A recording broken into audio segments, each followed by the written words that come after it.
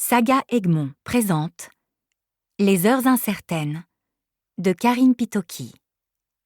Lu par Amandine Vincent. La paix de Versailles contenait déjà en elle la Seconde Guerre mondiale, fondée ouvertement sur la force. Elle proclamait l'évangile auquel allait se référer tout coup de force. Ernst Junger. La privation économique s'aggrave insensiblement, et tant que les hommes la supportent avec patience, le monde extérieur ne s'en soucie guère. Les capacités physiques et la résistance à la maladie diminuent lentement, mais la vie continue tant bien que mal, jusqu'à ce que les limites de l'endurance soient finalement atteintes et que les suggestions du désespoir et de la folie tirent les malheureuses victimes de l'état léthargique qui précède la crise. L'homme alors se secoue et les liens de la coutume se défont. Le pouvoir des idées étant souverain, il écoute n'importe quel mot d'ordre, d'espoir, d'illusion ou de vengeance qui est dans l'air. John Maynard Keynes. La musique qui a accompagné l'écriture de ce roman, la BO du film The Return de Dario Marianelli.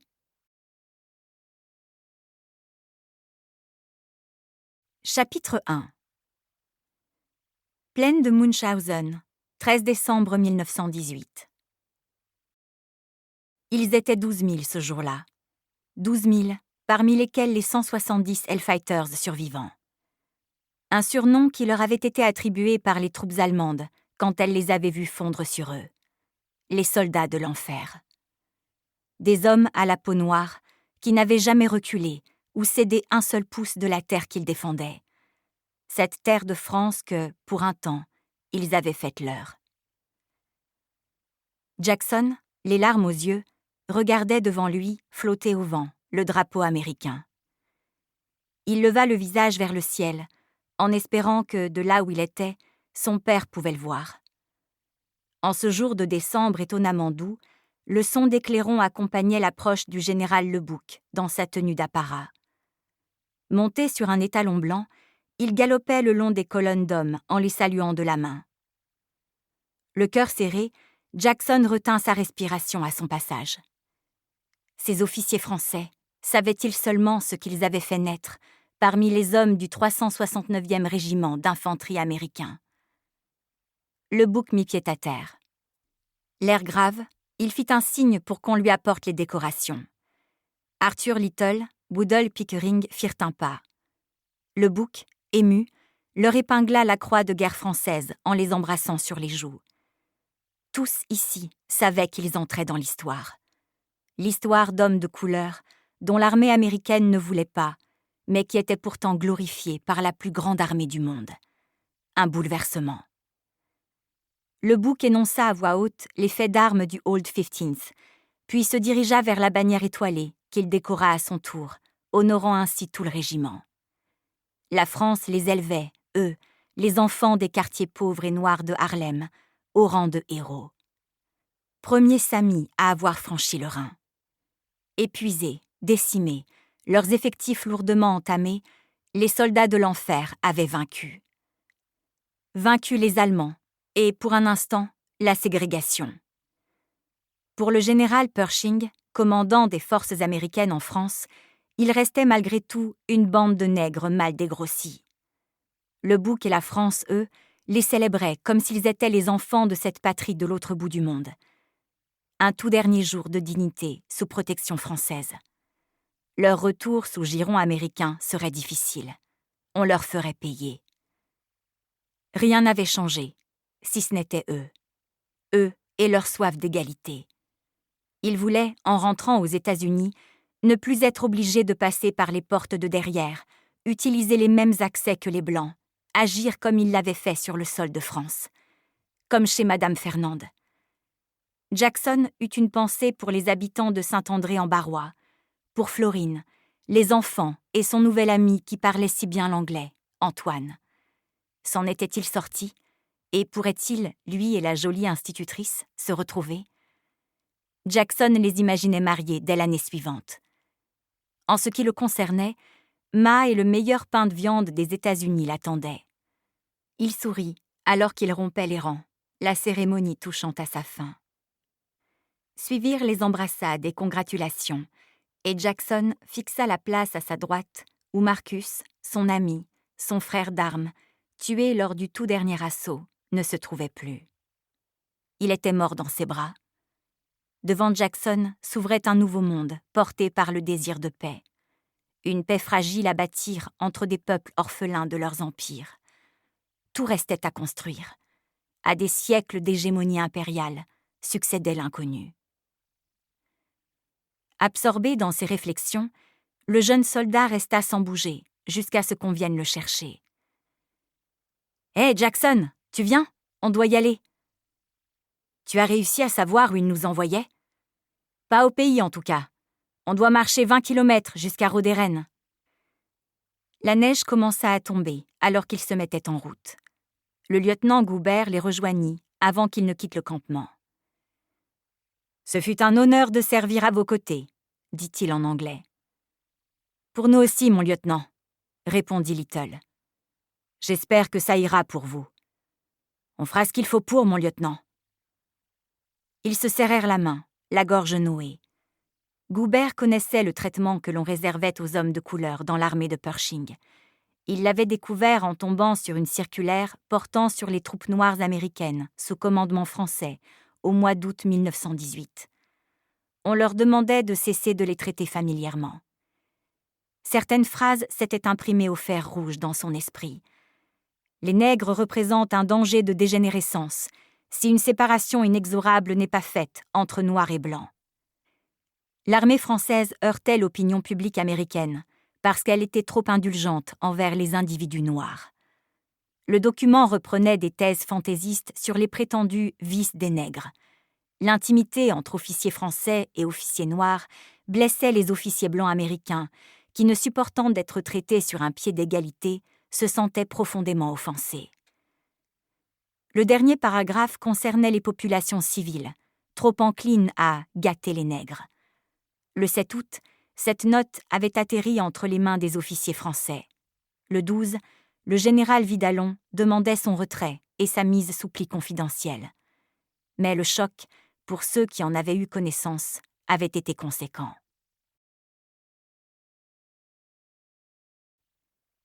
Chapitre 2. Longfield, Royaume-Uni, 15 décembre 1918. La nuit qui avait suivi le bal des serviteurs, Émilie n'avait pas fermé l'œil. Elle sentit le bras de son mari lui en serrer la taille. « Tu es réveillée, ma chérie ?» Elle se tourna vers lui pour poser son front contre le sien. « Oui, » murmura-t-elle. « Tu n'as pas dormi non plus ?»« Non, je voudrais que cette journée n'ait jamais lieu. » « Je sais. Ils avaient tous l'air si heureux hier soir. » Archie, malgré les circonstances, sourit. « Je crois bien qu'il se passe quelque chose entre le chauffeur et la cuisinière, » dit-il, faisant référence à la coupe de champagne que Mrs. Alder avait laissé échapper quand Jacob Philby, le chauffeur de Longfield, était entré dans le grand salon. « Cette guerre a créé un tel manque. C'était si dur de vous savoir là-bas. J'ai encore du mal à croire que c'est fini. Si seulement Édouard pouvait être rentré lui aussi. » Archie la serra contre lui. « Je suis désolée, » souffla-t-il en lui embrassant le front. Ils se levèrent en silence. Ce matin-là, ils ne feraient pas l'amour. Dans quelques heures, ils auraient mis tout le monde au courant, et le deuil s'abattrait sur le domaine. Le bonheur aurait été de courte durée. Ils descendirent les premiers, et Porter fut étonné de voir Émilie, qui d'ordinaire prenait son petit déjeuner au lit, entrer dans la salle à manger. Elle n'avait pas non plus sonné Magda pour qu'elle vienne l'habiller. Aussi le majordome, en voyant leur mine sombre, devina-t-il que quelque chose de grave se passait. « Bonjour, Porter », le salua-t-elle. « Madame », répondit-il en inclinant la tête. Le buffet était prêt. Émilie s'en approcha pour se servir une tasse de café. Pas de thé ce matin. Elle avait besoin de quelque chose de plus tonique. « Monsieur et madame ont-ils besoin d'autre chose ?» demanda Porter. « Je ne vous attendais pas si tôt. Les journaux sont encore en bas. Je peux aller les chercher si vous le souhaitez. »« Non, non, Porter, vous êtes gentil, » répondit Émilie. Elle reposa la tasse dans laquelle elle avait à peine trempé les lèvres. « Restez, Porter. Nous avons quelque chose à vous annoncer. » Archie passa un bras autour des épaules de sa femme, alors qu'elle se préparait à révéler la triste nouvelle. Elle inspira. « Monsieur Philby est arrivé avec l'employé des postes hier, » commença-t-elle. « Il a apporté un pli. » Porter fronça les sourcils. « Edward Ashford n'a pas survécu à la grippe. » Les doigts de la main gauche de Porter s'écartèrent légèrement. Le majordome, habitué à garder pour lui ses états d'âme, encaissa sans broncher. Brièvement, il revit Édouard enfant faire ses premiers pas sur le tapis de la bibliothèque. Le charmant bambin rieur et espiègle n'était plus, ne serait plus jamais. Et il lui sembla que, chaque fois qu'un membre de cette famille s'éteignait, c'était un peu de Longfield qui mourait avec lui. « Mon Dieu !» lâcha-t-il en baissant le visage. « Pouvez-vous garder cela pour vous, jusqu'à ce que nous en ayons informé le reste de la famille ? À part vous, personne n'est au courant. »« Oui, madame, bien sûr. » Émilie et Archie se servirent, pendant que Porter, debout devant la porte, tentait d'admettre que Longfield Park avait perdu le dernier de ses fils. À l'office, ce décès ferait l'effet d'une bombe. Will entra à son tour. « Moi qui pensais être le premier debout, » dit-il joyeusement. « Bonjour, monsieur Porter. » Porter l'accueillit froidement, et quelques minutes plus tard, c'est Julia qui fit son apparition. « Quelle merveilleuse journée !» s'enthousiasma-t-elle en pénétrant dans la pièce. « Je n'avais pas très envie de déjeuner dans ma chambre. » Elle échangea un regard brûlant avec Will. Émilie savait que sa cousine se glissait en dehors de son lit pour le rejoindre chaque nuit. Assise devant son assiette à peine entamée, elle se passa une main sur le front, pendant qu'Archie posait lentement sur la table la serviette qu'il avait dépliée sur ses genoux. « Que se passe-t-il » s'inquiéta Julia en les voyant si graves. Porter fit un pas en arrière, comme si cette simple action pouvait remettre les choses en ordre. Un ordre plus normal, où Edward Ashford serait assis autour de cette table, à déguster les œufs brouillés de Mrs. Alder. « Porter » interrogea Julia, qui s'était aperçue de son trouble. « Assieds-toi, ma chérie » recommanda Émilie. Julia obtempéra. Will préféra rester debout derrière la chaise qu'elle occupait. « Émilie » insista la maîtresse des lieux. Émilie, aussi courageuse qu'elle soit, ne se sentait pas la force de croiser le regard de sa cousine. Les yeux rivés sur sa tasse, elle dit d'une voix blanche « Édouard est mort. » Un silence assourdissant. Le bruit de la pluie frappant doucement les grandes baies vitrées. La main de Will s'élevant pour se poser sur l'épaule de sa fiancée. Le frisson de Julia. Les paroles d'Émilie semblaient s'être accrochées au mur et ne jamais vouloir s'arrêter de résonner. « Quoi ?» balbutia Julia. Il fallait qu'elle parle, qu'elle dise quelque chose. C'était impossible. Pas Édouard. « Édouard a succombé à la grippe », expliqua Émilie. « Non !» protesta Julia. « Au téléphone, le médecin a dit qu'il était hors de danger. » Le choc, l'incompréhension, le refus. Édouard ne pouvait pas être mort. Il s'en était sorti. Oui, ça ne devait pas être autrement. Émilie se trompait. Archie retira de sa poche le télégramme qu'il lui tendit par-dessus la table. Les doigts tremblants, Julia s'en saisit. « Nous avons le regret. » Elle lut le reste du message dans un état second, trébuchant sur les mots « grippe »,« complications »,« infection »,« condoléances »,« gouvernement ». « Ce n'est pas possible », murmura-t-elle. « C'est une erreur. » Les larmes lui montaient aux yeux, mais ce dont elle avait le plus envie, c'était de hurler. Pour s'empêcher de le faire, elle agrippa la main de Will. « Je suis navrée, » dit Émilie. « Depuis quand le savez-vous ?»« Hier soir, Jacob est arrivé avec le message. »« Oh, Seigneur !» se désespéra Julia. les draps froissés, leurs corps mêlés, les gémissements qu'elle étouffait. Ils avaient ri cette nuit. Oui, elle avait ri, alors qu'Édouard était mort. Will tira une chaise pour s'asseoir à côté d'elle. « Édouard !» pleura-t-elle. Accablé, Porter demanda s'il devait avertir le personnel. « Non, nous allons nous en charger, Porter. »« Tu es d'accord, Julia ?» demanda Émilie. « Je n'en aurais pas la force. » Ses jambes étaient en coton. L'odeur des œufs à peine entamés dans l'assiette d'Archie lui donnait la nausée. Et Will près d'elle, si près. Trop près, pensa-t-elle. Édouard est mort. « Alors nous descendrons, Archie et moi, » décida Émilie. « Madame souhaite que je les fasse monter ?»« Non, Porter, c'est mieux si nous descendons. Rassemblez-les, nous arrivons. »« Bien, madame, » fit le majordome en disparaissant. Son pas était hésitant.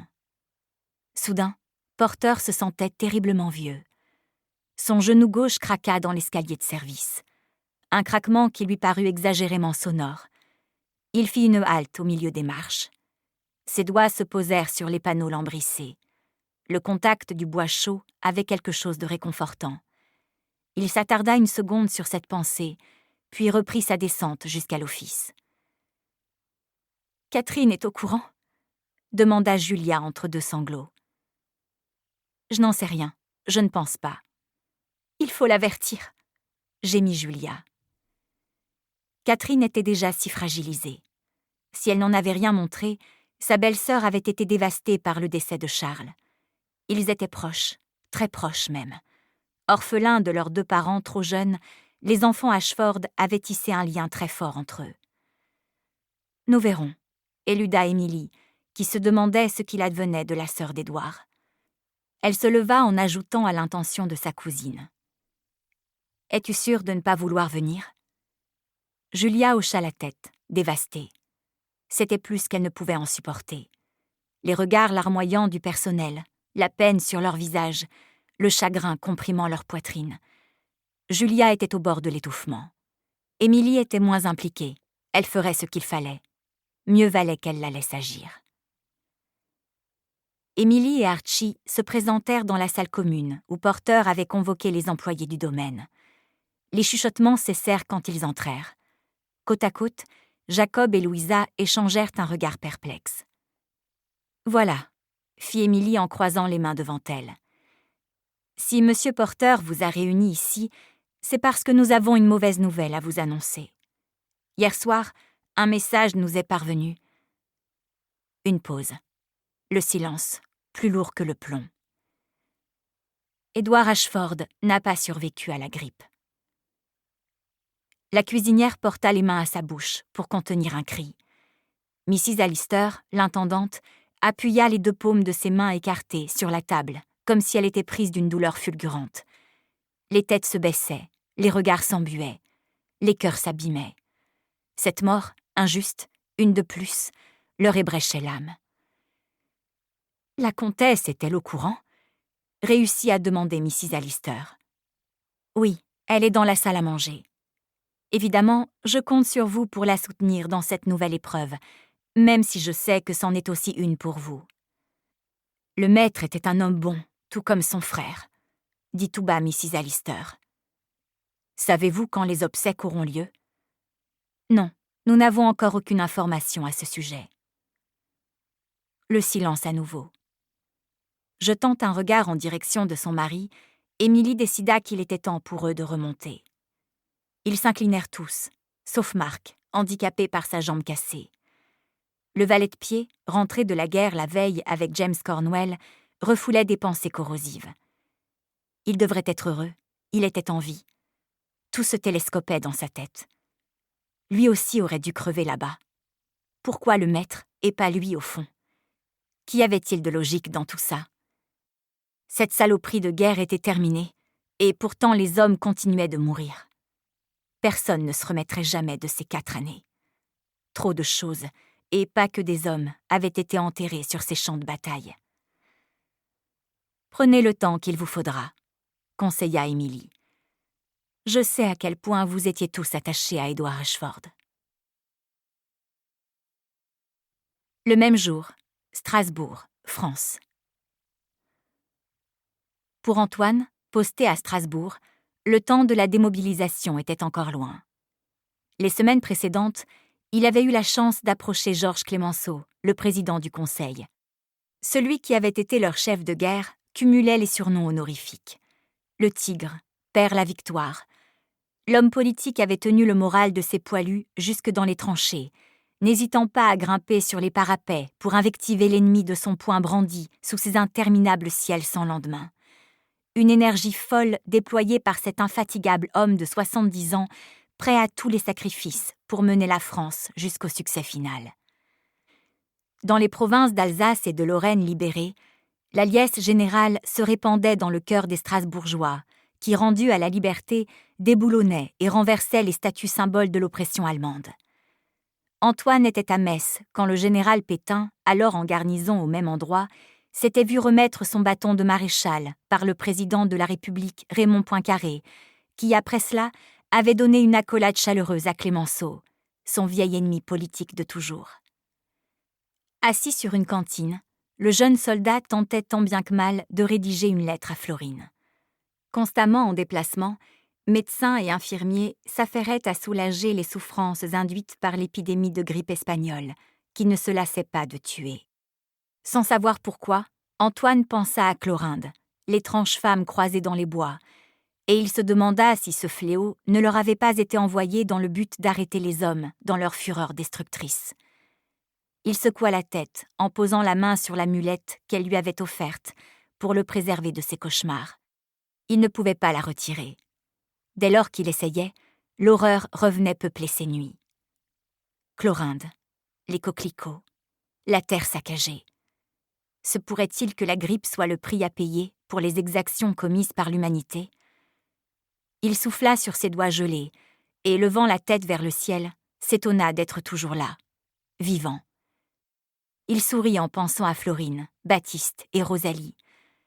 Rosalie, sa mule adorée, qui avait survécu au contraire d'1 million d'autres équidés sacrifiés sur l'autel de la guerre. Un flocon de neige lui effleura le visage. Comme cette sensation pouvait être douce. « Smolinski, tu viens ? On va se mettre au chaud. » Antoine se retourna. Ni, un infirmier indo-chinois nouvellement affecté de son unité, l'appelait, une tasse de café brûlant à la main. Le temps de ramasser son papier à lettres, Antoine se leva. « Tu écris à ta femme ? » ?»« Ce n'est pas encore ma femme, » répondit Antoine. « Ce sera bien vite fait quand tu rentreras. » Ni lui tapota fraternellement le bras. « Et toi, tu as une femme qui t'attend au pays ? » ?»« Non, je n'avais pas le temps avec mon travail d'aide auxiliaire à l'hôpital de la naissance. » Ils se connaissaient encore peu et n'avaient guère eu le temps de discuter. « Tu as choisi de venir ici ? » demanda Antoine. « Je me suis dit que ce serait une bonne opportunité.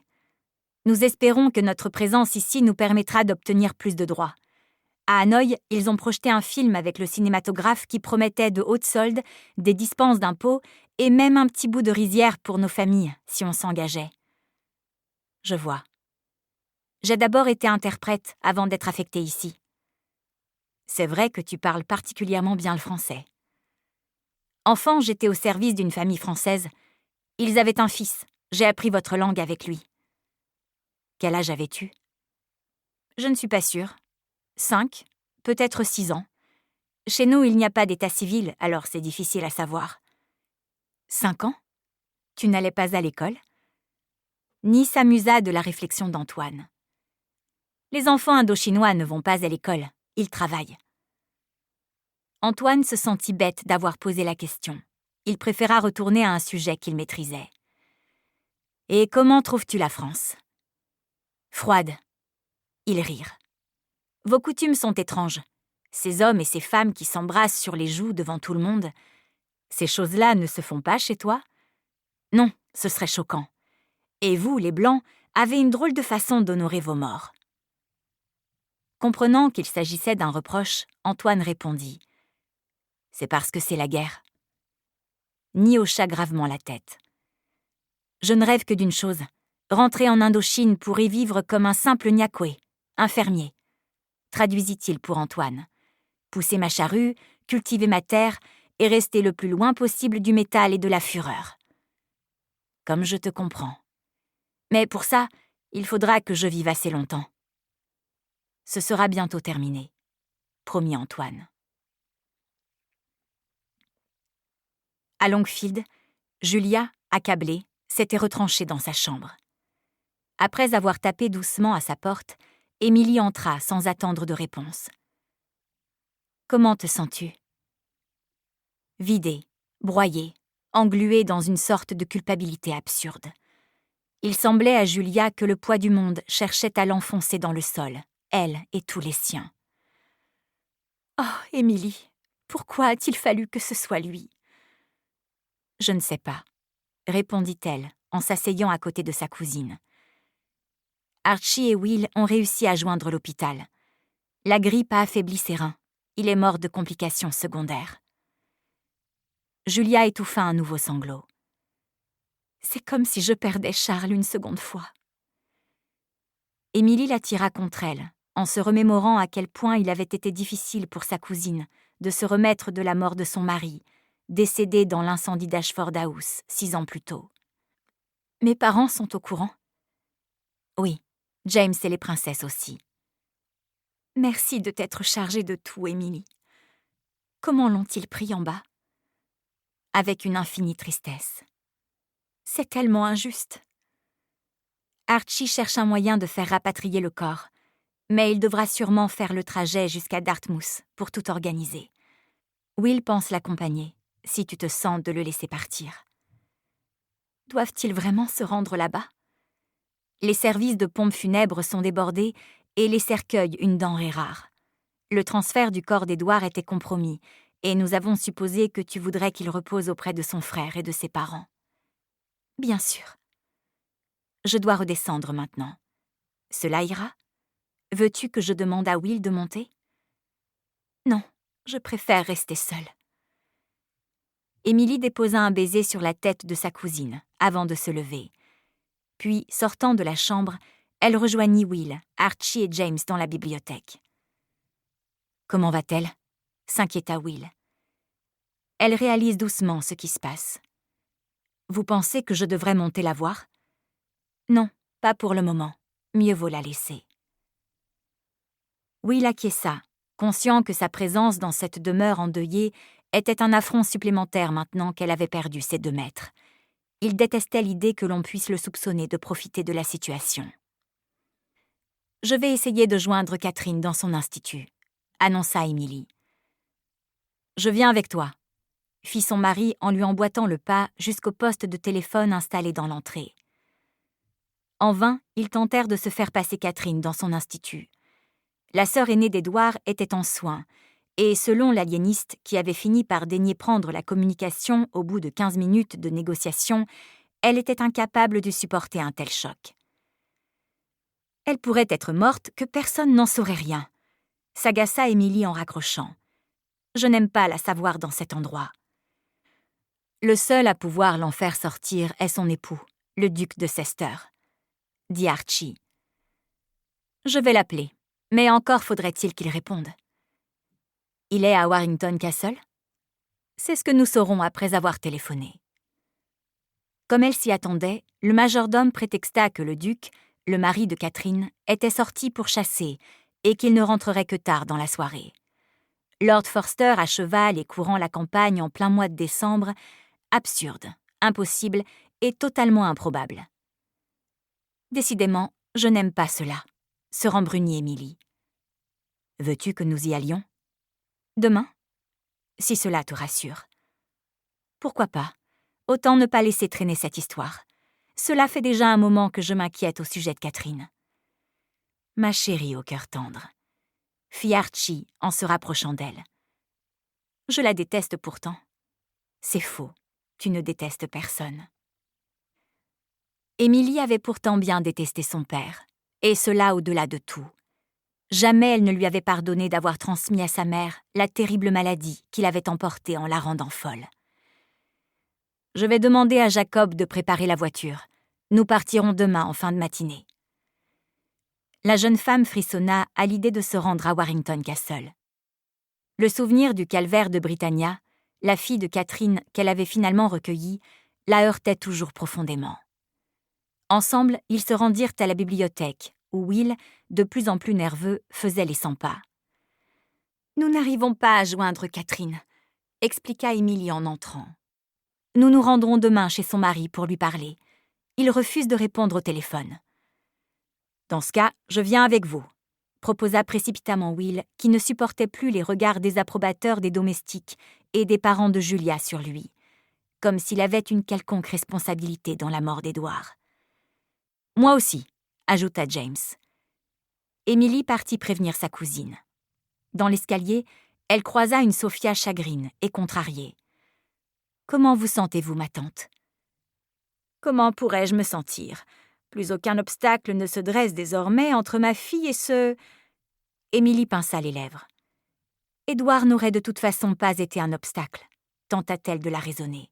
« Il aurait refusé cet homme sous son toit. » « Ce n'était pas son toit, c'est celui de Charles et de sa tutrice, votre fille en l'occurrence. » « Pourquoi faut-il toujours que tu aies réponse à tout, Émilie ? » « Allons, tante Sophia, toute cette colère vous ressemble si peu. » Émilie s'arrêta, hésitante, une idée surgissant dans son esprit. « Mais peut-être est-il temps que je vous parle de quelque chose. »« Quoi ? Ma fille serait-elle déjà enceinte du malfrat ? » « Enfin, tante Sophia, vous savez que Julia ne peut plus porter d'enfant. »« Non, ce n'est pas de cela qu'il s'agit, mais de ma mère, votre sœur. » Sophia dévisagea sa nièce, l'air perplexe. « Et qu'aurais-je donc à apprendre sur Anne ? » « Une chose qui pourrait bien vous faire changer d'avis sur ce que doit être un mariage acceptable. » Saint-André-en-Barrois, France. Florine descendit jusque dans la réserve au sous-sol de l'école pour remplir son seau à charbon. Il faisait froid à l'approche de Noël. Les enfants étaient chez eux, et elle, seule avec Rosalie.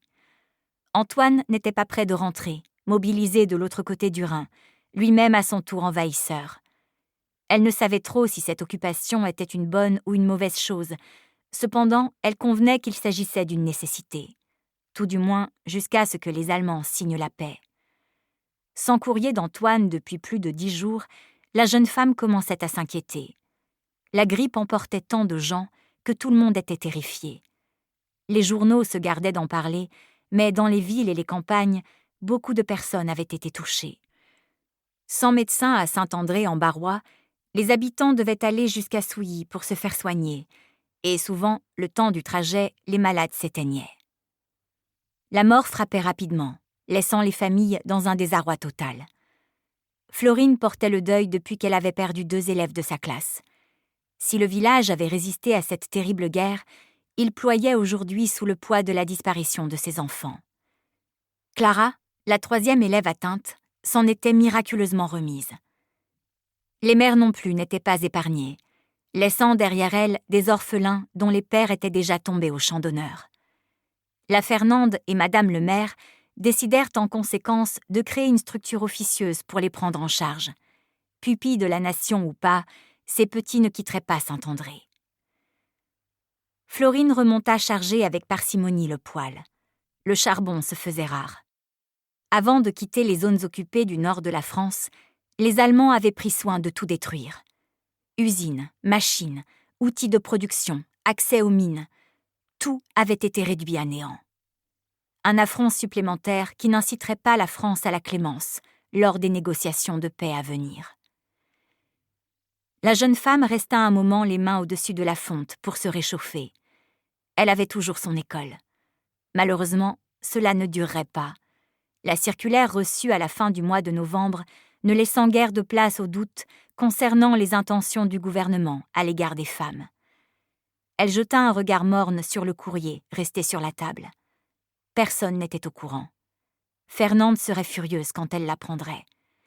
Si Antoine n'était pas démobilisé, d'autres commençaient à l'être.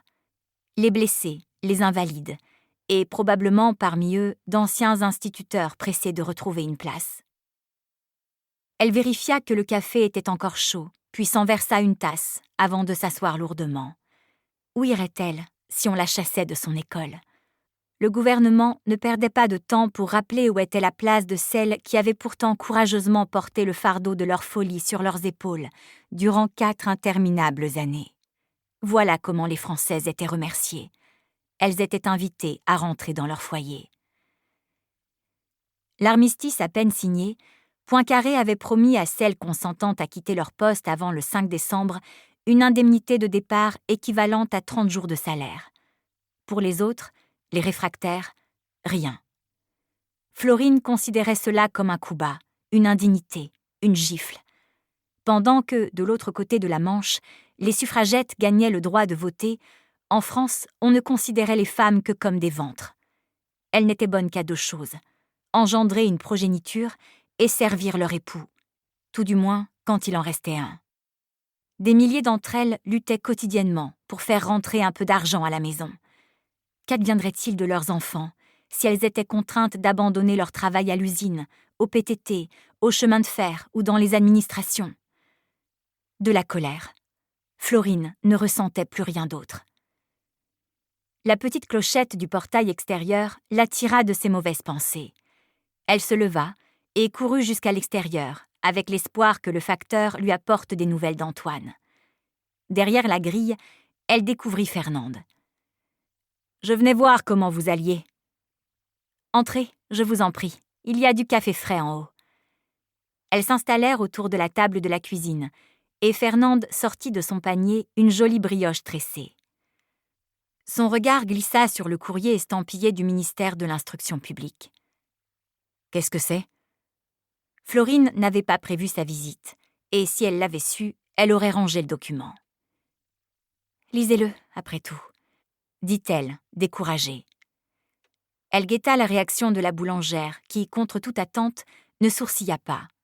« Je ne peux pas dire que ça m'étonne vraiment. »« Je ne sais pas ce que je vais faire, » se désola Florine. « Il pourrait se passer beaucoup de temps avant qu'il n'envoie quelqu'un jusqu'ici. Vous ne devriez pas trop vous inquiéter. »« Je n'ai nulle part où aller. Vous viendrez chez moi le temps de trouver un autre poste. »« Ils ne m'en donneront pas, » avoua piteusement Florine. « Pourquoi cela ? » « Parce que je ne suis pas diplômée de l'école normale. »« Ah bon ?» s'étonna la boulangère. Florine secoua la tête. Jusque-là, elle s'était bien gardée de parler de son secret à quiconque. Ils ne m'ont recrutée que parce qu'ils avaient cruellement besoin de personnes pour enseigner. Je n'ai qu'une expérience de gouvernante, rien de plus. Mais nous sommes très contents de vous ici. Je ne pourrai plus enseigner, pas dans une école tout du moins. Alors il faudra passer ce fichu diplôme, rétorqua Fernande. Ce n'est pas si simple, et je ne suis pas sûre d'en être capable.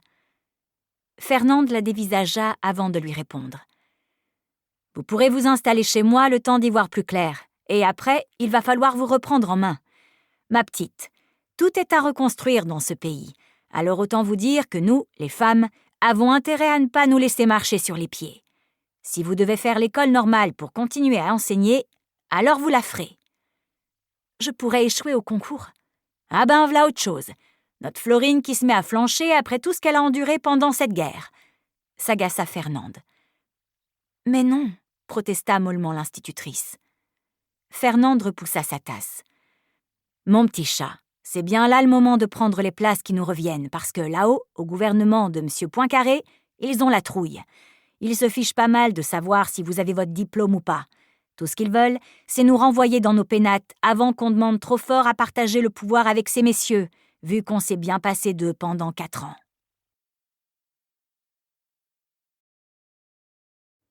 Chapitre 3. Longfield, 16 décembre 1918. Le lendemain de l'annonce du décès d'Édouard, on s'activait tristement à l'office. Nanny Glenn profita de la présence d'Émilie venue rendre visite aux enfants dans la nurserie pour descendre à l'entresol chercher des bols de lait chocolaté. Si ce n'est pas terrible, ce petit Charles qui a déjà perdu son père et qui se voit privé de son oncle maintenant, se désola Louisa, la cuisinière. Je me demande s'il se souviendra de lui, répondit la nurse. On ne leur a rien dit, évidemment. Non, bien sûr que non, pas encore. Mais Charles est en âge de comprendre qu'il se passe quelque chose. Vous voulez une tasse de thé pendant que je fais chauffer le lait? Avec plaisir, Madame Alder. Jacob entra en se découvrant pour les saluer. Ils ont décidé d'aller à Warrington Castle, annonça-t-il en tirant une chaise. Pourquoi? Louisa posa une tasse devant lui. Ce faisant, elle lui effleura le bras et ils se sourirent. Le choc qu'elle avait reçu le soir du bal des domestiques, quand il avait fait son entrée à l'improviste, n'avait échappé à personne. Elle avait essayé de cacher ses larmes pendant qu'elle ramassait nerveusement les bouts de verre de la coupe qu'elle avait brisée, mais Jacob, en se baissant pour l'aider, l'avait vue pleurer. Ils ne s'étaient pas parlé. Ils s'étaient contentés d'échanger des regards qui, à eux seuls, en disaient plus long que toutes les déclarations d'affection du monde. Lady Emily est inquiète pour Catherine.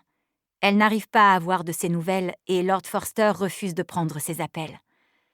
Elle a tout de même le droit de savoir pour son frère, observa gravement Louisa en versant son thé à Nanny Glen. Pour ma part, le ciel pourrait bien lui tomber sur la tête, que cela me serait égal, grogna cette dernière. Rares étaient les paroles désobligeantes venant d'elle. C'est charitable de la part de Lady Emily, répondit Louisa sans relever. J'espère qu'elle ne sortira jamais de son asile, enfonça la nourrice. Je ne supporterais pas qu'elle pose ne serait-ce qu'un regard sur Britannia. Imaginez s'il lui prenait l'envie de la récupérer. Elizabeth Glen secoua la tête pour chasser cette mauvaise pensée. Lady Emily ne la laissera jamais faire, assura Jacob. Elle se battrait, nous la connaissons tous assez pour le savoir, mais n'oubliez pas qu'elle n'a aucun droit sur cet enfant. Non, croyez-moi, mieux vaut que cette horrible femme reste dans son institution pour fous. C'est encore là-bas qu'elle fera le moins de mal. Tous avaient été perturbés par l'état de Britannia, quand Émilie et Julia l'avaient ramenée, mais Nanny Glen, estimant que les enfants étaient sacrés et que toute violence à leur égard était criminelle, en avait été affectée bien plus que les autres. Porter, la mine renfrognée, se joignit à eux. « On vient de livrer le sapin », annonça-t-il d'un air sombre. « Je vais demander à la famille s'ils veulent que je le fasse renvoyer. »« Pourquoi feriez-vous cela ?» s'étonna Nanny Glen. « Il reste 3 enfants qui seront heureux de découvrir cet arbre. »« C'est vrai, » marmonna-t-il, « mais je dois tout de même leur soumettre la question. La voiture de Lady Emily est-elle prête, Monsieur Philby ? » « Oui, Monsieur Porter, elle l'est. »« Je suppose que Lady Emily prendra elle-même le volant. »« Comme toujours, » confirma Jacob.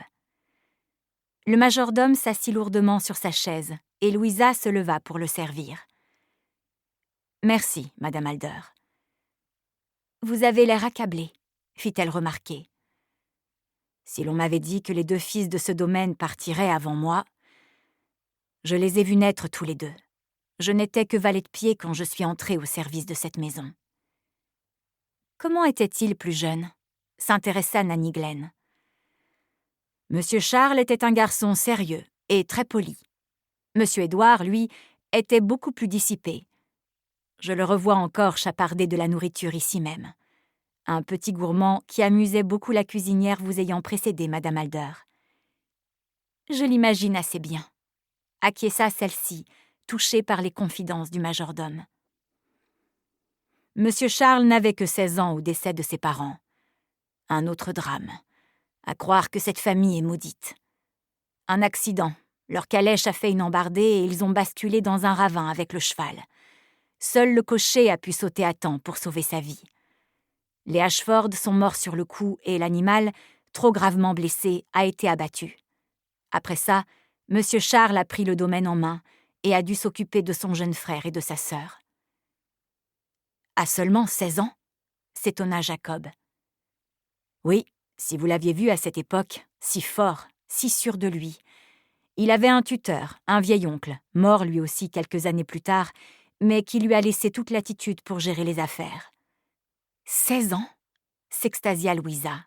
« C'était tout de même un homme formidable, notre Lord Ashford. » Oui, ben maintenant, faudra se faire à l'idée que le nouveau maître, ce sera Monsieur Murphy, intervint Andy, l'aide cuisinier à la langue bien pendue de Louisa, en pénétrant dans la cuisine. Le sujet restait délicat. Je ne crois pas qu'il veuille être le maître de quoi que ce soit, nuança Jacob. Eh ben moi, à sa place, je me gênerais pas, rétorqua Andy. Mais comme tu n'es pas à sa place, le serina Louisa.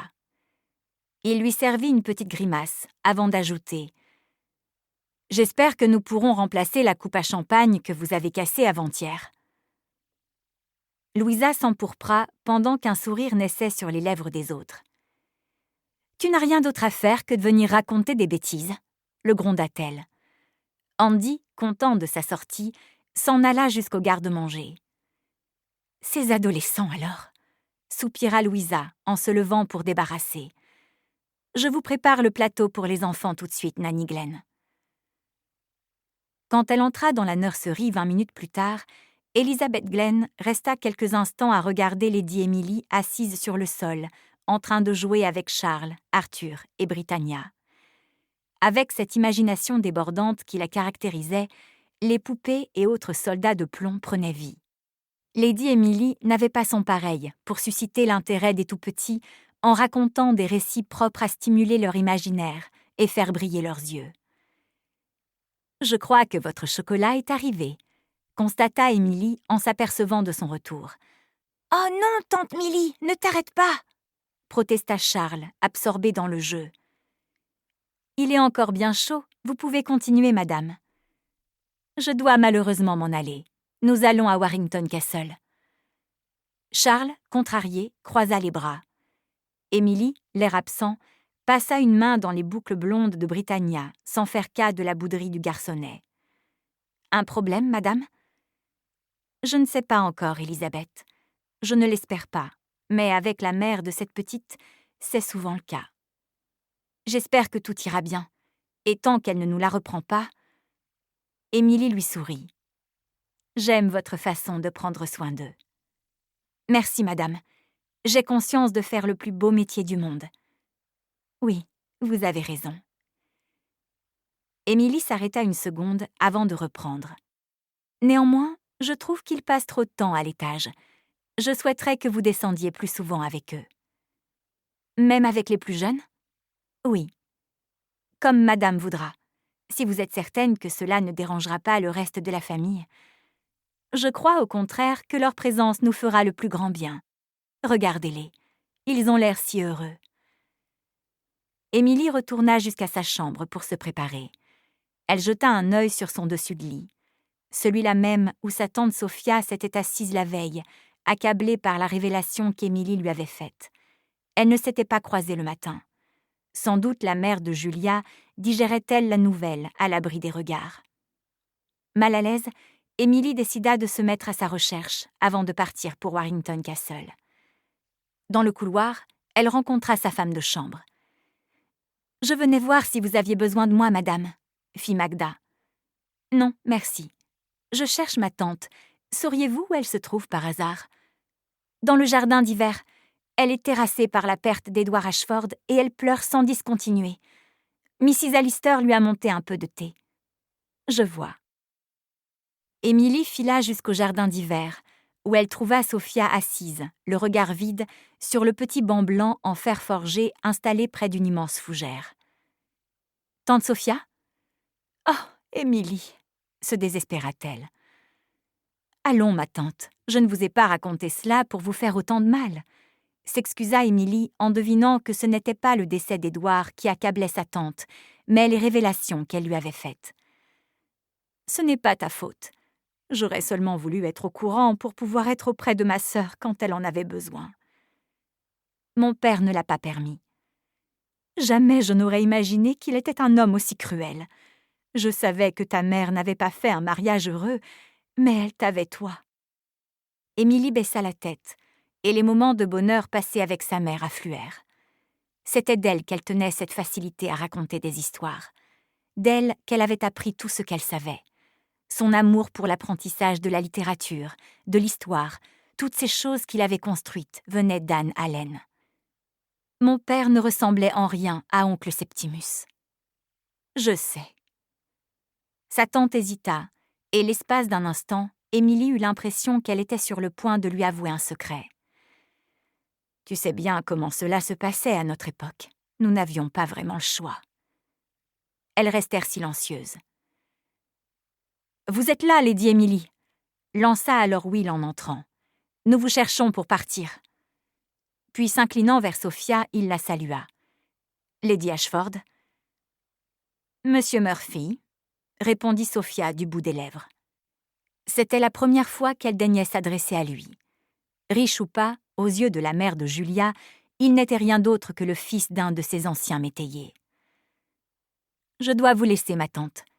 Voulez-vous que je demande qu'on fasse venir oncle Septimus ? » « Non, ma chérie, je te remercie. »« Très bien. Mais ne restez pas trop longtemps ici. Il n'y fait pas assez chaud. »« C'est promis. » Émilie déposa un baiser sur sa joue avant de la quitter. « J'ai bon espoir que les choses s'arrangent entre vous », confia Émilie à Will alors qu'ils marchaient côte à côte. « Que lui avez-vous dit ?»« Rien, » répondit-elle mystérieusement. « Je dois monter un instant dans ma chambre pour prendre mon manteau. Je vous rejoins au garage. Comment va Julia ? » « Elle est dévastée.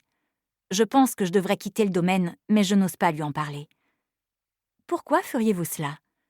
Je devrais vous laisser en famille. » « Au cas où vous ne vous en seriez pas aperçu, lieutenant Murphy, vous faites partie de cette famille. Vous êtes l'une des rares personnes à le penser. Si ma cousine vous veut auprès d'elle, peu importe l'opinion des autres. Je ne veux froisser personne. Vous froisserez, quoi que vous fassiez, lieutenant. Alors autant l'assumer dès maintenant. Pétrograd, Russie, le même jour. Désormais à la tête de l'orphelinat de Marina, Yana se désespérait de ne pouvoir nourrir correctement les enfants qu'on lui avait confiés. La guerre civile faisait rage, et la famine tapait aux portes des grandes villes où tout manquait. Les Russes blancs leur livraient une bataille sans merci, soutenue par les puissances étrangères, et en premier lieu l'Angleterre. Elle pensa à Helena, la princesse d'Emidov, réfugiée en terre ennemie. Pourrait-elle jamais rentrer chez elle, à Pétrograd ? Plus tard peut-être, quand le sang cesserait de couler et quand la vie ici aurait retrouvé un semblant de normalité. Ses camarades ouvrières avaient quitté leur logement insalubre pour venir s'installer dans les propriétés cossues, confisquées des aristocrates et riches bourgeois de la ville. On y avait mutualisé les espaces où de nombreuses familles cohabitaient désormais.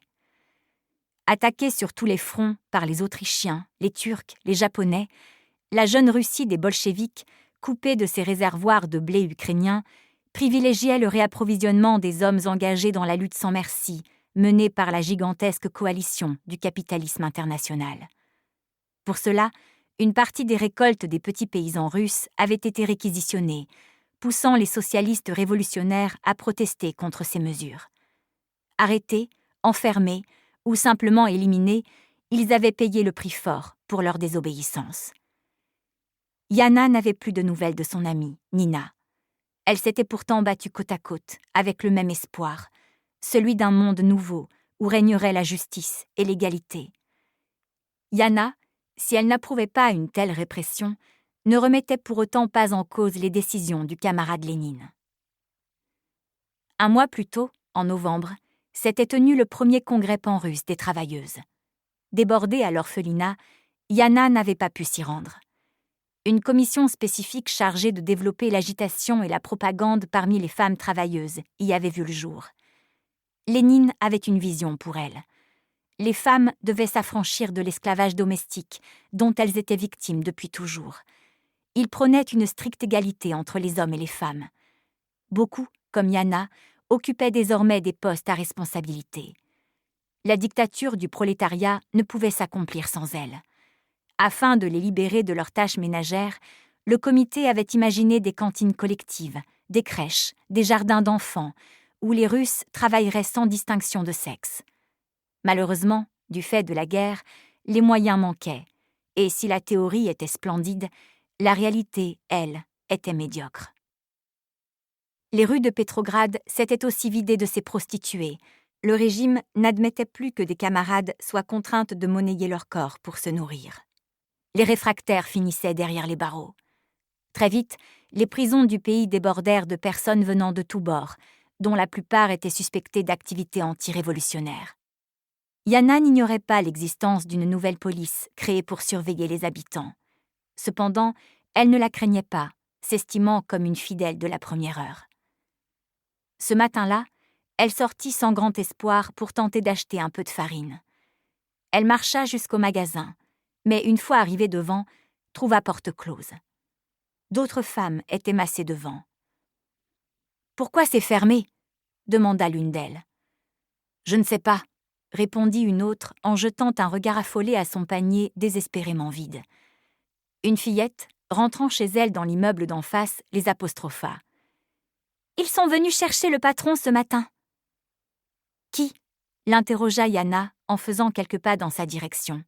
« La Tchéka, c'est comme ça qu'ils ont dit qu'il s'appelait. »« Et tu sais pourquoi ils l'ont emmené ?»« J'ai entendu l'un d'eux dire qu'il faisait du marché noir. » À cet instant, la mère appela sa fille par la fenêtre du haut de l'immeuble. « Monte tout de suite !» ordonna-t-elle. La petite haussa les épaules et disparut derrière la porte cochère. « La Tchéquois ?» dit la femme au panier.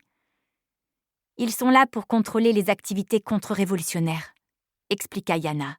« C'est nouveau ? Je ne vois pas ce que cette boutique et sa farine avaient de contre-révolutionnaire. » Se désola son interlocutrice en regardant ces pauvres tickets de rationnement qu'elle ne savait plus où échanger. « Je crois qu'il reste un endroit où on peut en trouver, mais c'est à l'autre bout de la ville. » Un froid polaire régnait en ce mois de décembre 1918, et traverser Pétrograd à pied dans la neige était une entreprise compliquée. Ces maudits bolcheviks, soi-disant tout devait aller mieux, et voilà le résultat. C'est Dieu qui nous punit de... Elle n'eut pas le temps de terminer sa phrase. Deux hommes, sortis de nulle part, l'empoignèrent par le bras. « Toi, tu viens avec nous, on a des questions à te poser. »« Mais qu'est-ce que vous faites ?» s'interposa Yana. « Si tu ne veux pas avoir de problème, ne te mêle pas de ça, camarade. »« J'essaie juste de comprendre, camarade, » négocia Yana. L'homme l'étudiait attentivement. « Tu l'as entendu comme moi, elle menace la révolution. Elle a simplement faim, comme tout le monde ici. »« Camarade, » fit-il en se penchant vers Yana avec un air mauvais, « tu devrais t'occuper de ce qui te regarde. » Comprenant la menace, Yana eut un mouvement de recul. Les yeux brillants d'une flamme inquiétante, l'agent de la Tchéka la félicita pour son obéissance, puis lui et son acolyte disparurent au coin de la rue, en poussant brutalement devant eux leur prisonnière trop bavarde. Au même moment, à Longfield, Helena attendait que Cross vienne l'aider à s'habiller. Elle s'était volontairement levée tard. Tout le monde pleurait Edward Ashford et elle ne savait comment se comporter en de telles circonstances. Quelques minutes plus tard, la femme de chambre entra. « Bonjour, mademoiselle. »« Oh, bonjour, madame Cross. Merci de m'avoir trouvé de quoi me vêtir plus dignement qu'hier. » La veille, faute de mieux, elle avait gardé sa robe rose, ce qui n'était vraiment pas correct. Magda avait prêté une toilette sombre d'Emily à Cross, pouvant faire l'affaire le temps qu'Helena se constitue une garde-robe plus adaptée. « Je vous en prie, princesse. »« Néanmoins, il faudra que je me rende en ville pour acheter autre chose. Voulez-vous que je prévienne le chauffeur ? » ?»« Oh, non, je ne peux pas y aller aujourd'hui. Cela serait du plus mauvais effet. »« Bien sûr, princesse. » Consentit Cross en déballant l'ensemble prêté par Lady Marsden. « Pensez-vous que cela conviendra ? » ?»« Ce sera parfait. Vous, comme Lady Marsden, avez une taille de guêpe. »« Vous êtes gentille. Je voudrais tant faire bonne impression à Lady Cornwell. »« Je suis certaine que c'est déjà le cas. » Helena fit la moue. « Non, elle me déteste, tout comme elle déteste le lieutenant Murphy. »« Je suis certaine que vous exagérez, mademoiselle. » « Savez-vous qu'ils ont prévu d'aller chercher la dépouille d'Edward Ashford jusqu'à Portsmouth ? » ?»« Qui donc, mademoiselle ? » ?»« Les lieutenants Marsden et Murphy, et James aussi. Il vient à peine de rentrer. » ajouta-t-elle d'une petite voix. « Je suis sûre qu'ils seront vite de retour. » À une autre époque, Cross se serait régalée de cette agitation. Mais aujourd'hui, elle n'avait que faire de tout cela. Elle n'avait pas eu le courage de se prendre en main au moment où elle l'aurait dû. À la place, elle était venue ici, à Longfield, pour reprendre un poste dans la domesticité. Elle avait pourtant quelques économies. Elle aurait pu au moins essayer de faire autre chose, mais elle avait choisi la facilité. Maintenant, elle n'avait d'autre choix que de se montrer reconnaissante. Et puis, elle devait convenir que les princesses étaient agréables. Marina Samoïlov n'avait pas besoin d'elle, mais elle se laissait volontiers aider pour ne pas la froisser. La vieille dame excentrique plaisait à Cross. Elle lui enviait son audace. Si elle-même en avait eu au moins la moitié, elle n'aurait certainement pas été là, à reboucler des cheveux qui ne lui appartenaient pas. Ce matin, je l'ai à peine vu. Savez-vous s'ils sont déjà partis chez le mari de la sœur d'Édouard ? À Warrington Castle ? S'étonna Cross qui n'avait pas eu vent de ce déplacement. Oui, c'est bien le nom que j'ai entendu. Mais pourquoi irait-il là-bas ? Heureuse d'avoir piqué la curiosité de sa femme de chambre, Helena continua sur sa lancée. Lady Emily n'arrive pas à joindre Lady Catherine dans son institution, et comme son mari refuse de répondre au téléphone, ils ont décidé de lui rendre visite pour éclaircir la situation. Mais comme je vous l'ai dit, je ne sais pas grand-chose. Ils évitent de trop en raconter devant moi. Cross pinça les lèvres. Elle aussi s'inquiétait pour Lady Catherine. « J'ai dit quelque chose qui vous bouleverse ?» demanda Helena en voyant la mine anxieuse de Cross. « Non, non, mademoiselle, tout va bien. Je sais que vous étiez à son service avant de vous occuper de moi. Ce doit être difficile pour vous. » « Pas tant que cela, » lâcha Cross. « Vous êtes bien plus agréable que Lady Catherine. » « On dit qu'elle a un caractère horrible. Était-elle dure avec vous ? » « Non, je n'ai jamais eu à me plaindre de son attitude. » En arrivant en Angleterre, j'ai découvert qu'on ne pouvait pas y corriger le personnel. Cross écarquilla les yeux, oubliant du même coup Catherine et ses ennuis. « Si vous faites référence à des corrections physiques, évidemment que non, » confirma-t-elle. « Eh bien, en Russie, c'était l'usage. » Cross la dévisageait au travers du miroir, et Helena se retourna brutalement. « Mais moi, je n'ai jamais employé de telles méthodes. Mayana était mon amie. » Votre femme de chambre quand vous étiez là-bas. Devina Cross qui n'aurait pas pu imaginer une seconde Helena être cruelle avec qui que ce soit. Cette petite était plus douce que la soie. Mon frère l'a renvoyée parce qu'elle était juive, et je me suis retrouvée bien seule. James m'a dit qu'en Angleterre, les Juifs étaient traités comme n'importe qui d'autre. La loi le prévoit tout du moins, nuança Cross. Mais ce n'est pas toujours le cas. Certaines personnes ne les aiment pas. Mais pourquoi ? On se méfie d'eux. Je ne comprends pas. Qu'ont-ils fait de si grave pour qu'on leur en veuille ainsi ? J'avoue ne pas avoir de réponse à cette question, mademoiselle. C'est injuste, vous ne trouvez pas ?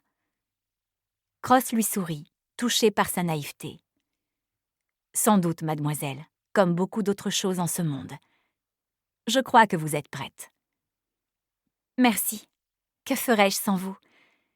J'ai une faim de loup à présent. Je sais que je ne devrais pas alors que je porte le deuil. Vous ne connaissiez pas Edward Ashford, princesse d'Emidoff. Non, mais je pense que je l'aurais beaucoup aimé, comme tout le monde dans cette demeure. Berlin, Allemagne. Frédéric ouvrit les yeux. Il était épuisé. Épuisé, mais heureux d'être enfin rentré chez lui. Derrière la porte, il entendait chahuter les filles, et son cœur s'emplit de joie en même temps que ses yeux de larmes. Combien de fois avait-il pensé ne plus jamais les revoir ? Ces petites femmes chéries, son monde.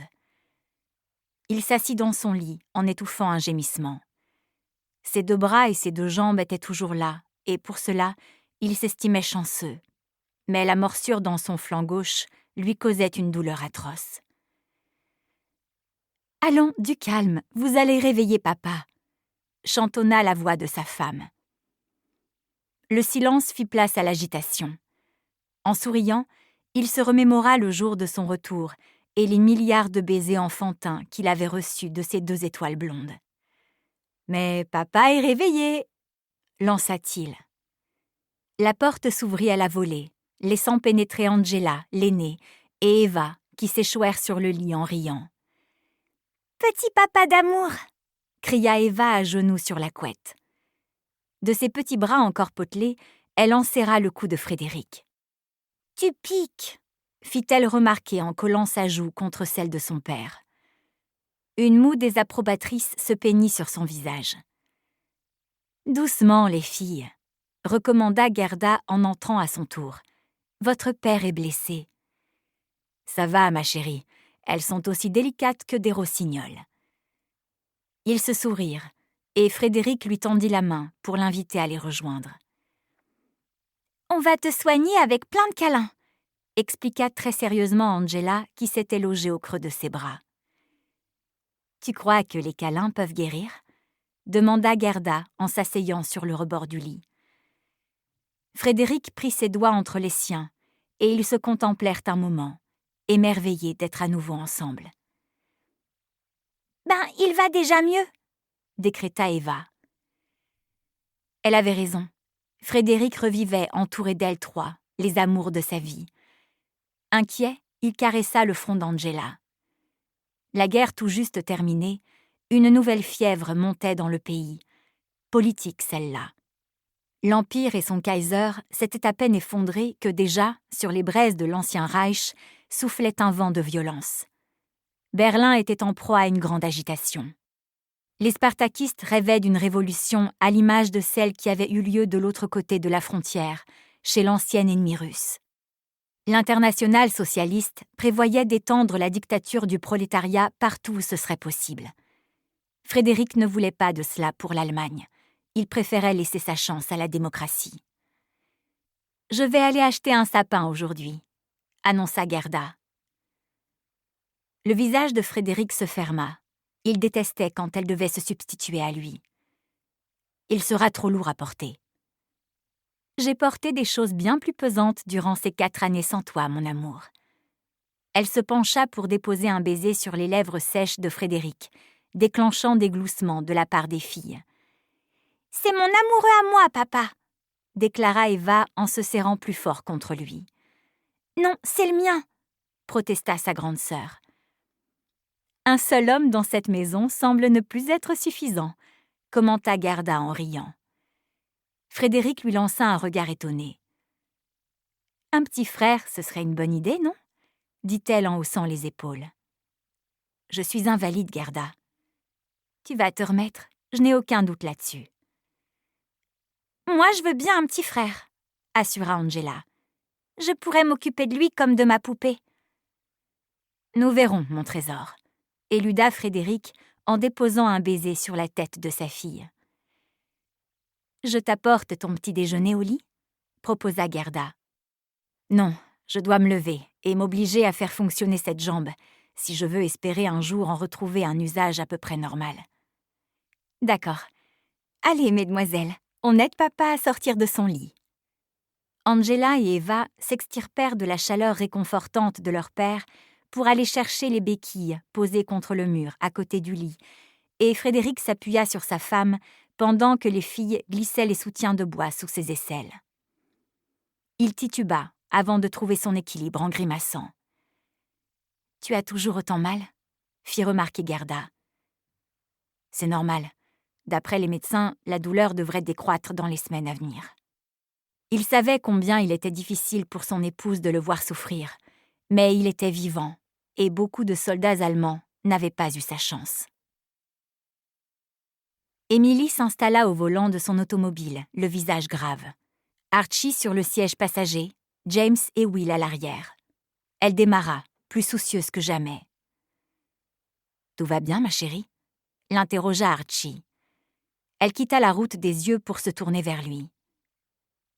« Oui. » Il lui sourit, en caressant du dos de la main sa joue froide, et Émilie, répondant à son geste, inclina la tête en goûtant le bonheur de l'avoir à ses côtés. Tante Sophia s'est adressée au lieutenant Murphy juste avant que nous partions. les informa-t-elle pour détendre l'atmosphère. « Ah oui ?» s'étonna James. « Et qu'a-t-elle dit ?»« Lieutenant Murphy », répondit Will. « Eh bien, voilà une grande avancée », plaisanta James. « Et quand elle vous a parlé, n'avait-elle pas l'air de vouloir vous mordre par la même occasion ?» Will rit. « Non, elle a été très courtoise. »« Je savais qu'elle s'y ferait, je connais ma mère. »« Comme tu as fini par t'y faire », souligna Archie, faisant référence à la correction que James avait infligée à Will dans les tranchées quand il avait appris pour lui et Julia. James balaya l'air de la main et ils éclatèrent de rire. « J'espère qu'il acceptera de nous recevoir », s'inquiéta Émilie en revenant à ce qui les préoccupait. « Avec 3 officiers devant sa porte, je vois mal comment il pourrait nous empêcher d'entrer », la rassura Archie. « Il le fera sans doute », objecta-t-elle. « Alors nous forcerons le passage », ajouta-t-il simplement. Émilie lui jeta un coup d'œil, sceptique. « Vraiment ? Qu'en pensez-vous, messieurs ?»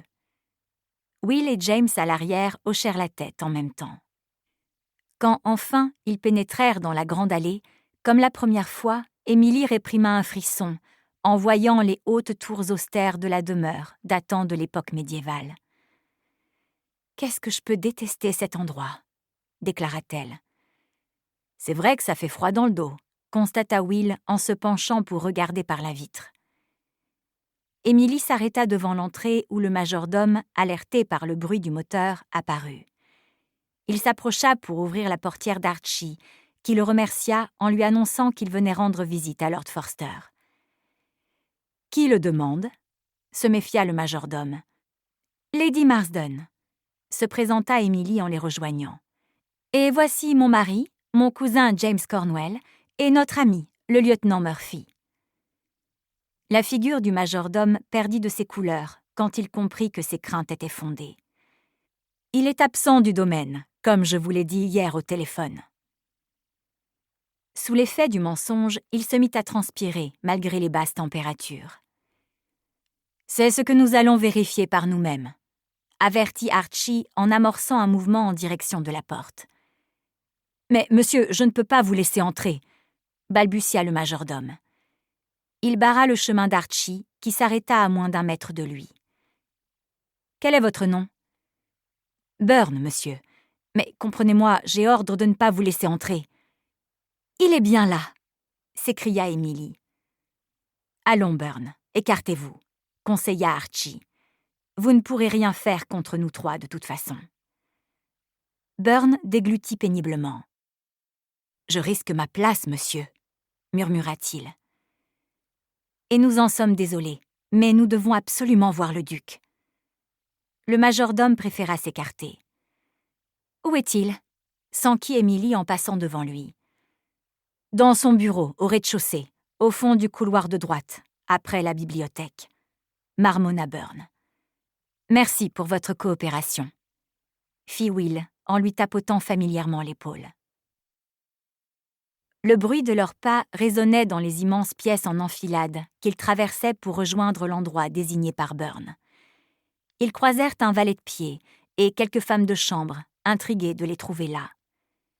La porte du bureau de Lord Forster était entrebâillée, et Archie ne prit pas la peine de frapper avant d'y pénétrer.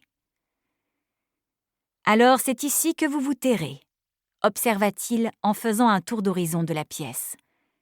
Lord Forster, une loupe à la main, se leva brutalement de son siège. « Que faites-vous ici ?» bredouilla-t-il, visiblement inquiet en reconnaissant Émilie. « Vous refusez de prendre mes appels », lui reprocha-t-elle. « Et alors, n'est-ce pas là mon droit le plus strict ? Sortez de chez moi. J'ai ordonné qu'on ne vous laisse pas entrer. » Ignorant ces injonctions, Émilie continua. « Catherine a le droit de savoir que son frère est mort. Je dois lui parler. Lady Forster n'a le droit de faire que ce que je lui autorise. » Voilà une drôle de façon de traiter votre épouse, Lord Forster. Elle est folle alliée. Alors vous l'avez fait enfermer. C'est ma prérogative en tant qu'époux que de prendre les décisions qui conviennent pour elle. Émilie sentit le sang affluer jusqu'à ses tempes. Vous ne pouvez pas l'empêcher d'assister aux obsèques d'Édouard. Elle ne sortira pas de son institut, s'arc-bouta-t-il. Mais vous n'avez pas le droit, insista Émilie, déclenchant la fureur de son interlocuteur. J'ai tous les droits sur Catherine. Enfin, Lord Forster. Will, James et Archie échangèrent un regard. Tu devrais nous attendre dehors, ma chérie, conseilla Archie en la coupant avant qu'elle ne puisse terminer sa phrase. Pourquoi ? Allons, Émilie, pour une fois, obéis sans poser de questions, l'encouragea James en l'escortant jusque dans le couloir. Mais elle se retourna pour interroger du regard son mari, qui lui fit un signe rassurant de la tête, et James referma la porte derrière elle. Émilie faisait les 100 pas devant la porte du bureau de Lord Forster, en essayant d'entendre ce qui se passait à l'intérieur, mais l'épais battant en chaîne ne laissait filtrer aucun son. Le seul bruit perceptible avait été celui d'un choc sourd donné contre un mur. Anxieuse, elle jetait des coups d'œil au long couloir d'où elle s'attendait à voir débarquer le majordome accompagné d'agents de police. Soudain, la porte s'ouvrit en grand. James, Will et Archie sortirent. « C'est réglé », trancha Archie, un papier à la main. Émilie se tordit le cou pour voir à l'intérieur de la pièce où Lord Forster, blanc comme un linge, les cheveux en bataille et les vêtements froissés, était avachi sur un fauteuil. Émilie se surprit à être soulagée de constater qu'il était toujours en vie. « On y va, ma chérie », annonça Archie en la prenant par la main pour l'entraîner à sa suite. Elle resta muette jusqu'à ce qu'il soit dehors. Ce n'est qu'une fois dans la voiture qu'elle osa poser les questions qui lui brûlaient les lèvres. Que s'est-il passé ? Rien, nous avons discuté et il est revenu à la raison. Discuter, répéta Émilie. Il va bien, assura James. Ne t'en fais pas pour lui. Et qu'y a-t-il sur ce document ? Demanda-t-elle en pointant du doigt la feuille aux armoiries de Warrington Castle que tenait Archie. Une lettre signée de sa main t'autorisant à voir sa femme et à prendre toutes les décisions la concernant, y compris la faire sortir de l'institut où elle est placée, si tu estimes devoir le faire. Elle lâcha la route des yeux pour dévisager son mari à côté d'elle. Elle ralentit même un moment. Il n'a pas pu donner un tel consentement sans que vous l'ayez brutalisé, conjectura-t-elle. Nous ne lui avons fait aucun mal. Cette fois, elle s'arrêta sur le bas-côté pour se retourner et s'adresser à Will. S'il portait plainte, vous pourriez avoir des problèmes, lieutenant Murphy. Julia ne supporterait pas une épreuve de plus. Archie, James, vous n'auriez pas dû l'impliquer. Il ne portera pas plainte, Lady Emily, répondit Will, très sûr de lui. Qu'en savez-vous ? Il a trop peur. Vous n'êtes plus là-bas en train de le menacer, lieutenant. Il peut bien faire tout ce qui lui chante maintenant. S'il bouge une oreille, il sera mort avant même d'avoir osé y penser, déclara Will froidement. Ce qu'elle vit passer dans son regard au moment où il prononçait cette phrase la glaça. Pour la première fois depuis qu'elle le connaissait, elle perçut l'extrême violence qu'il portait en lui. « Si vous êtes en prison, vous ne pourrez plus lui faire grand mal, » argumenta-t-elle. « Vous oubliez que j'ai 2 frères, Lady Marsden. Et faites-moi confiance, je connais ce genre d'ordure. Il a trop la trouille. Il sait qui je suis et ce que j'ai déjà fait. » Will détourna le regard pour fixer le paysage verdoyant de la campagne anglaise. « Émilie, » intervint James, « que veux-tu qu'il fasse contre les témoignages de 3 officiers de Sa Majesté décorés pour actes de bravoure au combat ? Nous serons encore quelque temps des héros aux yeux de la nation. Personne ne viendra nous ennuyer. » Elle pinça les lèvres. James avait raison. Tout en se réinstallant confortablement sur son siège, elle réenclencha une vitesse, pressée de rentrer. « Nous sommes 4 à pouvoir témoigner, » conclut-elle, le visage impassible. Et elle ajouta entre ses dents, « Je l'aurais volontiers giflé. Pour sa femme, mais surtout pour Britannia. » Archie, qui était le seul à l'avoir entendu, esquissa un sourire. Quand ils furent de retour à Longfield, Will rejoignit Julia, toujours enfermée dans sa chambre. Les yeux rougis, elle l'accueillit en lui tendant les bras pour se blottir contre lui. Le menton posé sur son crâne, il la berça un moment en silence. « Comment cela s'est-il passé ?» finit-elle par demander. « Il a autorisé ta cousine à la voir. »« Ah oui ?» s'étonna-t-elle en s'écartant pour voir son expression. Il lui souriait, son intense regard bleu constellé de millions d'éclats brillants posés sur elle. Toujours bouleversée par cette intimité dont elle avait rêvé si longtemps, elle prit son visage entre ses mains. « William Murphy » souffla-t-elle. Il rit. « Mon amour ?» l'interrogea-t-il. « Je t'aime tellement. » Il l'embrassa tendrement et la serra à nouveau contre lui en lui caressant les cheveux. « Ta mère m'a parlé tout à l'heure » l'informa-t-il pour détourner son attention de la perte d'Édouard. À nouveau, elle recula.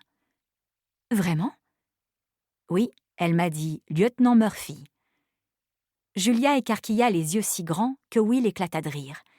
« Et ce lieutenant Murphy, était-il courtois ou acerbe ?»« Courtois. Je peux même dire qu'il était plus courtois que je ne l'aurais jamais espéré. »« Enfin une bonne nouvelle. Ma mère me manque tant. Nous nous entendions si bien. »« Je suis désolée que tu subisses tout ça à cause de moi. »« À cause de toi ? Oh, Will, je ne sais même pas comment j'ai pu vivre sans toi aussi longtemps. Maintenant que tu es là, c'est comme si, pour la première fois de ma vie, je me sentais enfin complète. » Ils se caressaient les mains, de tout petits cercles dessinés sur leur peau comme quand ils étaient enfants, et qu'elle traçait des lettres imaginaires à l'intérieur des paumes de Will pour lui apprendre l'alphabet. « Je voudrais tant être déjà ta femme. » « Encore un peu de patience, mon amour. Nous devrions oublier l'Église, ainsi tu n'aurais pas à te convertir. » « Non, ta mère ne le tolérerait pas. Je ne suis pas un modèle de catholique de toute façon. » « Cela nous fait perdre du temps et j'en ai assez d'attendre. Je veux être ta femme. »« Tu l'es depuis le jour de mon retour, » objecta-t-il en posant un index sous son menton. Elle rougit en le couvant du regard.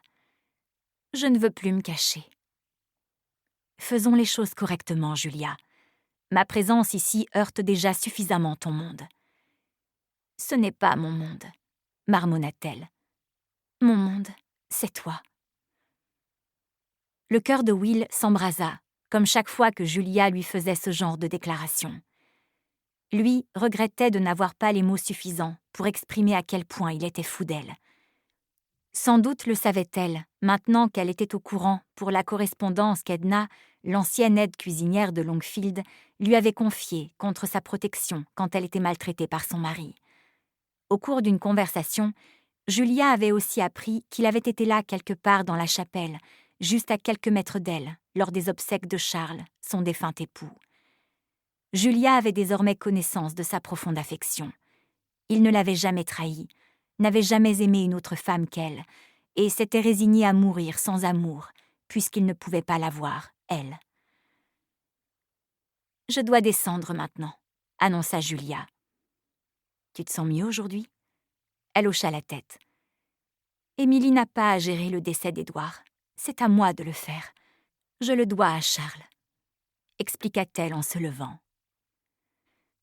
Sur ordre de Lady Ashford, on avait tout de même installé le grand sapin dans le hall, entre les deux rampes d'escalier. En regardant l'arbre majestueux, Porter se désola que cette période censée être joyeuse soit devenue, pour cette famille, synonyme de tristesse et de deuil. Nanny Glenn apparut avec les enfants. « Il est magnifique !» s'extasia-t-elle. Charles sautillait joyeusement devant. « Il est bien plus grand que celui de la maison de tante Milly. »« C'est que la demeure de votre tante à Londres est bien moins grande que Longfield, » expliqua Porter. Charles, la tête penchée, réfléchissait. « Comment on va faire pour accrocher des étoiles tout là-haut ?»« Il faudra prendre une échelle, » préconisa Porter. Le petit garçon afficha un air déçu. « Je ne pourrai pas les accrocher moi-même alors. Maman ne voudra jamais. »« Nous le ferons ensemble, » intervint Will qui venait de les rejoindre avec Julia. Nous espérons que vous avez apprécié cet aperçu.